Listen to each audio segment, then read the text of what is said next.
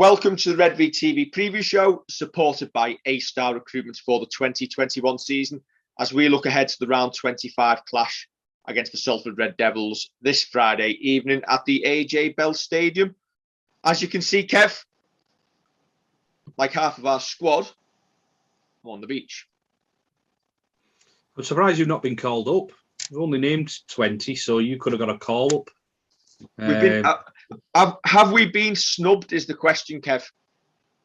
Well, I think after you likened yourself to Regan Grace on the instant fan reaction last week, I think it's more of a snub for you than for me. Does Kev Penders stand on his own grounds, on his own merits? Yeah. Yes. There's nothing riding on this game on Friday night. We did go and get the job done against Leeds. A terrific first half display. Salford have got nothing riding on the fixture. So Christian Wolff's done the sensible thing and wrapped everybody up in cotton wool. Yeah, it's a tough one. We asked this of people on Twitter on Monday, I think it was. What would you do after we learned that Coots had been banned for a game? What would you do? What would your 17 be? If you were picking the 17 now, what would it be? And quite a few people said go as strong as you can and just keep going, which I kind of get. But as he said in his press conference on Saints TV, if you've got players carrying a knock and they've been carrying a knock for a good couple of weeks or months, and now's an opportunity to give them 2 weeks off and kind of get themselves feeling a bit better, then it is possibly the perfect opportunity to do it. And you can understand with them being closer to the squad and them seeing them on a daily basis and knowing who's carrying what injury and what little niggle and what have you, who the right people are to take out. I mean, I think we did say about Roby coming out and Wormsley, who, when we get to the squad in a bit, has been named. But yeah, you think that you want your best players in the best possible shape they can be. Is there much point sending them to a game that doesn't really mean much and potentially picking up a ban or a knock that is going to rule them out of an actual meaningful game? You have to say, the way rugby league has gone now, there's probably more chance of you picking up a ban than a knock for something quite innocuous. And is it worth risking players who could end up being banned and the coach get absolute pelters for naming them and playing them at Salford in the first place? Yeah, but I mean, we're still going to have that issue, I think, where there's obviously from the 20-man squad, there's obviously going to be first choice players who are picked and are running that risk of getting banned and getting injured and whatever.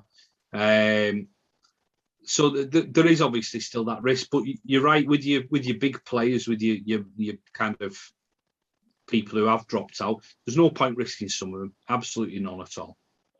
Should we get the squad up? You can talk us through it. Yep. And tell us the merits of our young players. Yeah, will do. You picked lottery numbers of our squad. Yeah, exactly. I see you saw me tweet before, or me message before to you. Out, Coot, Percival, Makinson, Nagama. I am reading these off a piece of paper because I can't remember them all. Sione Matautia, James Roby, Morgan Knowles and Joe Batchelor are out. In Johnny Lomax, who Christian Wolff has said that will play some part in the game. Louis, who again will play some part in the game. Josh Sim, Sam Royal, fresh from signing his new deal. And then we've got Jonathan Bennison, who's a fullback from West Bank and Thassel Heath. We've got Shea Martin, who's a winger from Thassel Heath. We've got Taylor Pemberton, a hooker from Lee East. And Reece Sumner, a second rower from Blackbrook. Who misses out there, Kev? I've just noticed you've added yourself. I'd rather see Dave Lyon, the fullback from the 80s and 90s, than you turning out. That was a late addition to the 21-man squad. The graphic was put out wrongly, Kev. Well, fair enough. Have you noticed that shirt's a little bit slimmer? Yes, yeah. Must be all your healthy eating. I reckon I could have a game here. And no one would notice. I think they would. You're asking me who misses out, are you? You still didn't make the squad. I know. Well, not that fussed, to be fair. Is that because we're wrapping you in cotton wool this week, Kev? From not... Yes. Yeah, wrap me in cotton wool, and yeah, I'm just a lazy forward. I get injured too easily now. I'm getting on. Who misses out? Who misses out? Who misses out? Taylor Pemberton, Reece Sumner, David Lyon, and Alex Walmsley.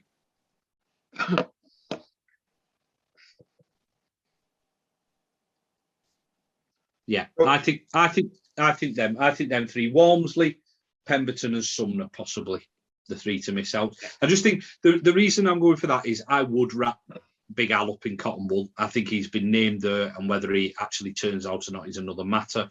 I think Pemberton, we've already got two hookers in the squad in Smith and Eves. It's just whether they're thinkable of Josh Eves is off contract at the end of the year, and whether they want to give Pemberton a little bit of game time and see how it goes. That's a possibility. And Sumner, I'm just going on the basis that our pack is quite experienced, I think, there. And I think that we'll have props, as in Lees'll start, LMS will start. I'd imagine Thompson and Sam Royal will be involved. Wingfield, maybe loose forward, and more. Dan Norman will actually get a game. I don't know. I just see Sumner missing out. Jack Wellsby on the bench. Do you play Johnny Lomax first half alongside Lewis Dodd? I give him 40 minutes. I would potentially. Yeah, that's an option. I did actually write out a team, and I put Wellsby starting at fullback. I had Wellsby at fullback with Lomax and Dodd, and then possibly have somebody like John Bennison coming off the bench. So he's not there for a full game. He gets a taste of it. He can have 40 minutes at fullback, and we can move Wellsby up into the halves again. Did they ever tell you Dave Lyon was a world-class fullback as well? Was he? Not you, though. Do you know what? You could play anybody on Friday. And it's a really good chance that for some of these youngsters who've probably not had a lot of game time during COVID, I know they've had a few academy games this year, but a chance to show what they can do. I'd play them all, to be perfectly honest. I know Christian Wolf said on Saints TV that some of them will be named and some will play and maybe some won't. Yeah. If Pemberton plays as a hooker, where does that leave Aaron Smith and Josh Eves, given the fact that we've signed Joey Lussick for next year? Does it tell you that we might only retain one?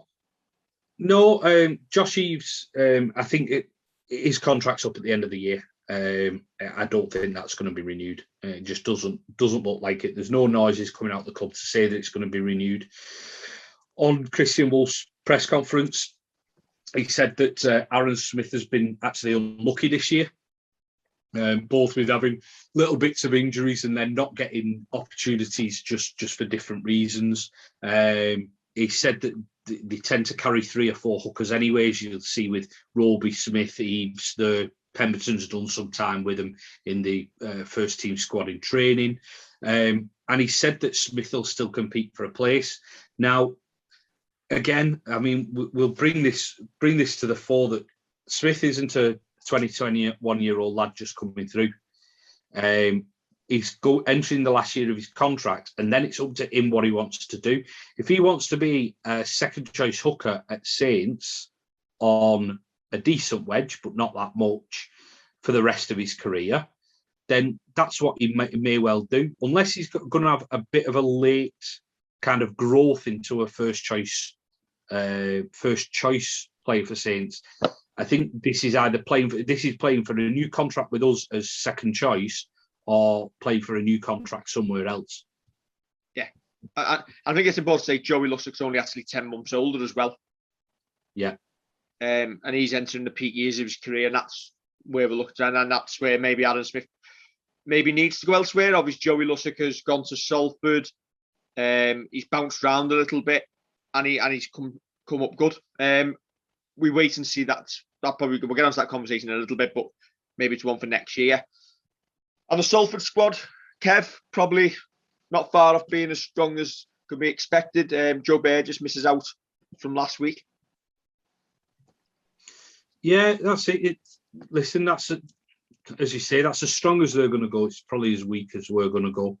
And they'll be looking to go out there with a professional performance and put some points on us.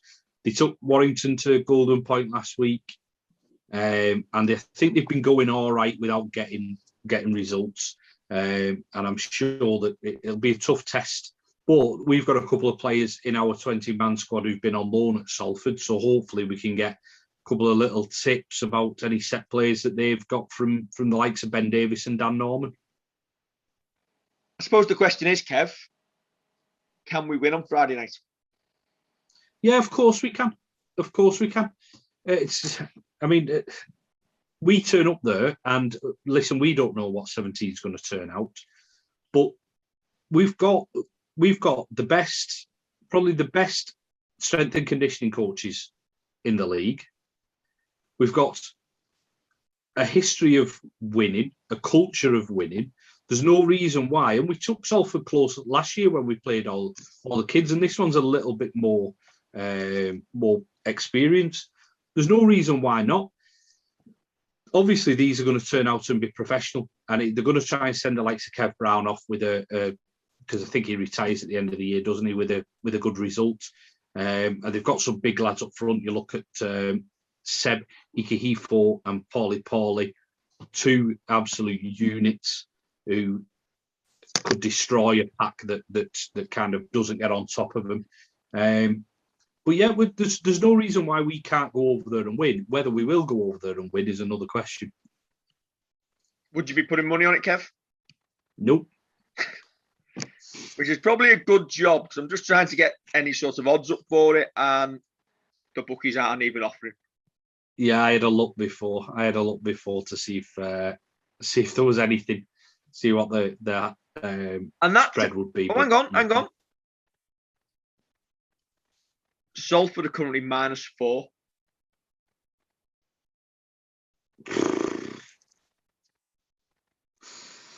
Listen, as I say, we can still go over there and beat them, but I wouldn't be putting money on it at all. No. I'm going to be going.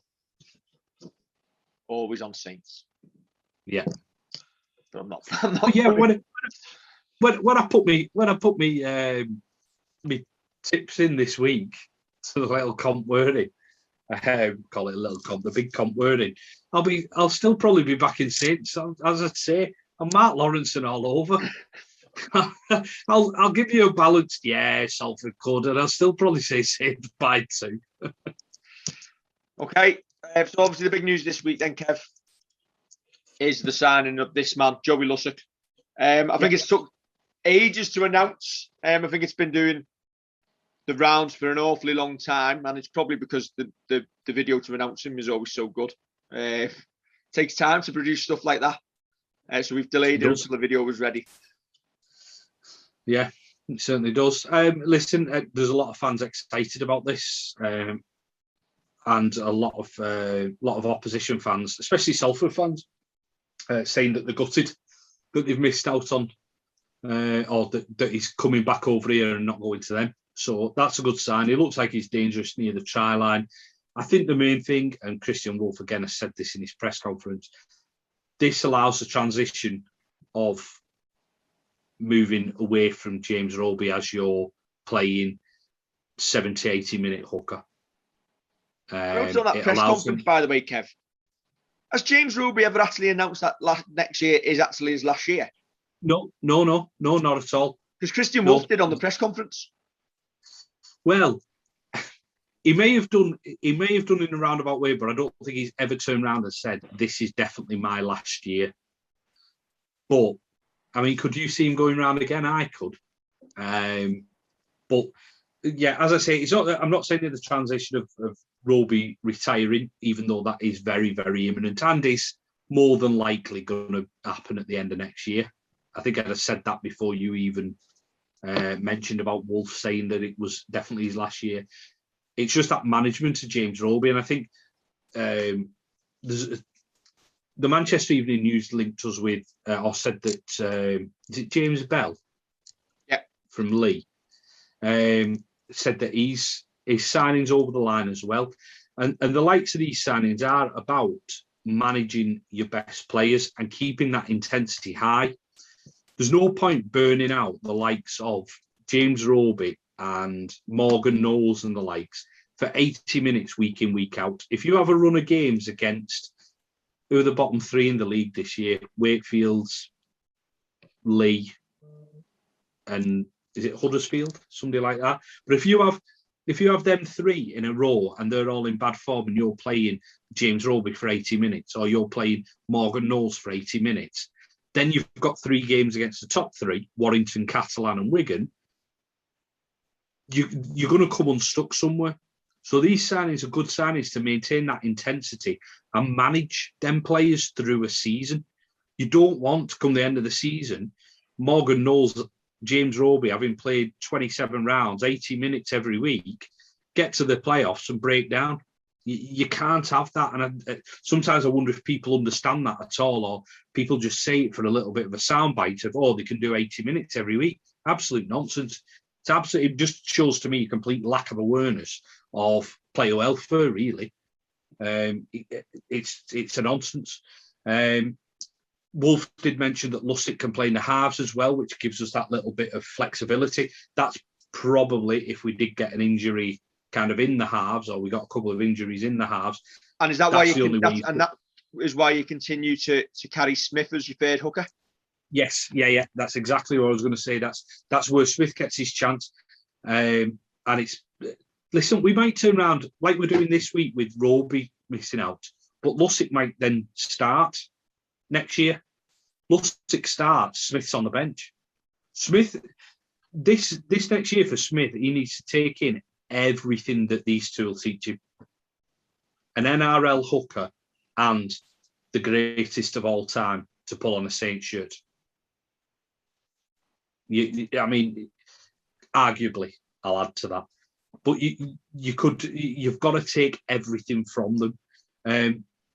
As I say, Wolf said the halves and 13. I can't see Lussick playing 13, not unless we've got a massive injury crisis in the forwards. I can't see him slotting in there unless it's in the middle of a game. But he's never going to start at loose, is he? But I think, listen, it's an exciting sign. I think it's the one that fans have been most eagerly awaiting to kind of be announced. So I'm looking forward to seeing him turn out next year. And then the other news officially announced this week, Matty Foster and Sam Royal both given new deals. Obviously, Matty Foster's currently out injured, but you'd assume Sam Royal will get a chance on Friday night. Yeah, I think he will. I think perfect opportunity for him to kind of get in there again, get stuck in. And that's it. It's good to see the club kind of sticking with Matty as well. Got an injury. He's been out on loan at Lee. He's had some minutes at Lee. He's had a couple of bad injuries as well, hasn't he? I think was it a broken jaw earlier in the season. So it's good to see us sticking by him. If you listen, you don't get given a contract in this game, as we've discussed about many other players. You don't get given a contract in this game unless you're showing some kind of promise or some kind of value to the first team squad. And obviously these two have, and good on them. And I believe, well, Sam Royal actually has passed his university. He's got a first at university as well, hasn't he? So he's one of the cleverest in the squad. I'm hurriedly trying to find out what it was in. It's something like microbiology, which is absolutely unbelievable. And good on the lad. Good on him. You're now Googling it as well. Yeah, you'll probably get to it before I will.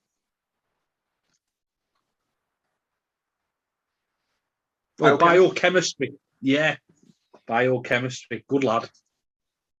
So he'll be working in the labs of a hospital when he retires.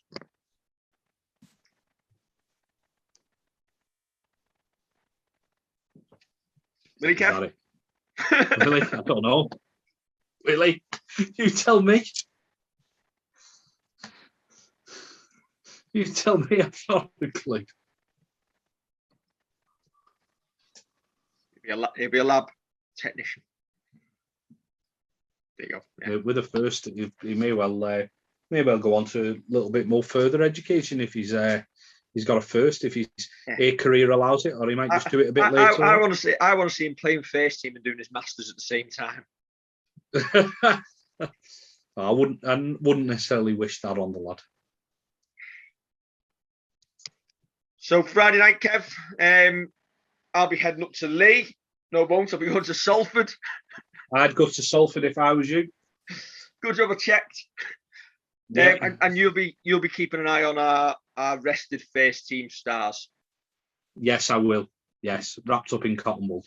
I will be looking. If you can provide some in-game updates on where Tommy Makinson and Regan Grace are spending their Friday night, be much appreciated. Yeah, will do. Yeah, no problem at all. I think that's us done, isn't it? It is. If you've got to the end of this video and it's actually spliced together properly, you won't notice all the absolute mess ups we've done in it. We spent 5 minutes discussing the Salford squad that was announced for the Warrington game. Oh, where's your eyebrows gone? What eyebrows? I'm sure we started this video with you with a goatee beard and eyebrows, looking like a Bond villain that somebody bought off Wish. I think that's what might have caused the other mess on the video.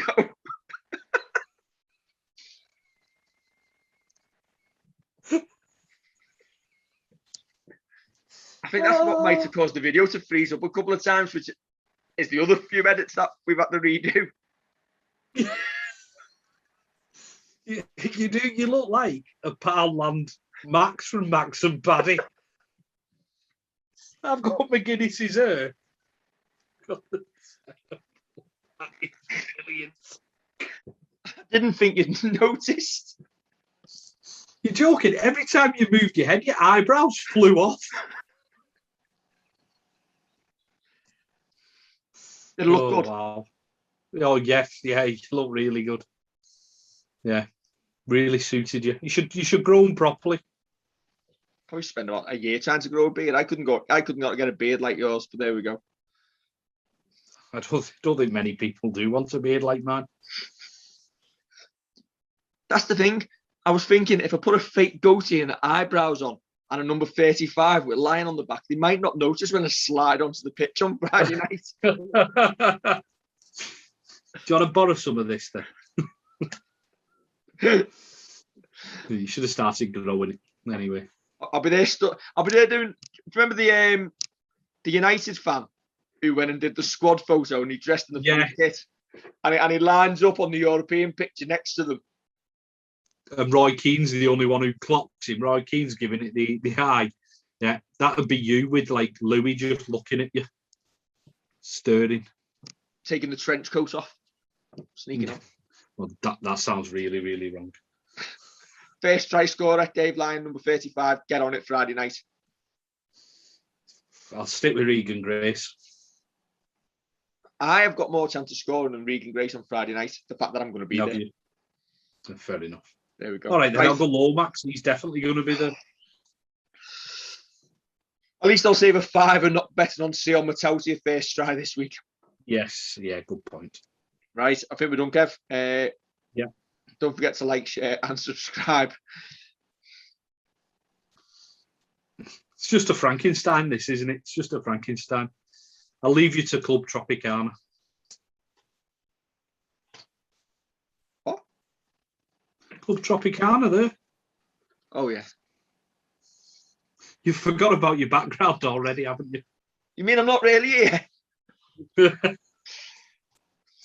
What a mess this one's been. Last regular game of the season. Who cares? Yeah. It's been like our squad this week. Yeah. Right. Patched That's definitely us done. Don't forget to like, share, and subscribe. And we'll catch you. Well, I'll catch you Friday. Kev, you have the week off.